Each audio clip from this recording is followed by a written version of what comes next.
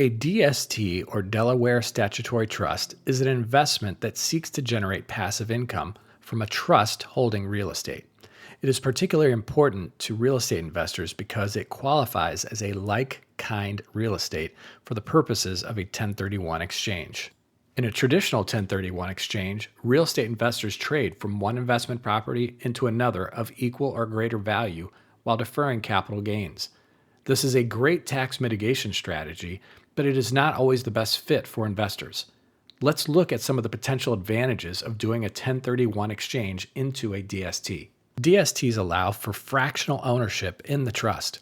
This allows DSTs to be highly capitalized, which allows participants to invest in institutional grade real estate they might not otherwise be able to afford. Second, because DSTs are often so well capitalized, identifying an investment of equal or greater value within the regulatory 45-day timeframe is often much easier.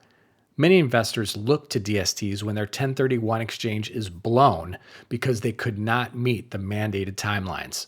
Third, DSTs allow the investor to more easily diversify by investing in different DSTs if they desire to do so.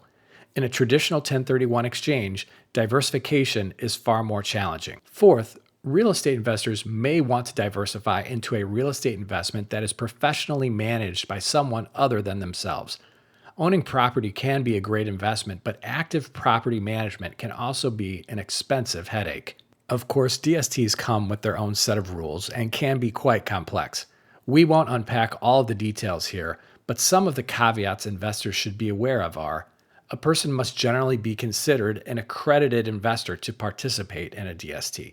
That means they must have a net worth of at least $1 million, excluding their primary residence, or have an income of at least $200,000 each of the last 2 years, or $300,000 combined income if married. DSTs are highly illiquid and usually go full cycle to an exit event within 5 to 10 years. Once a DST offering is closed, it cannot raise more capital.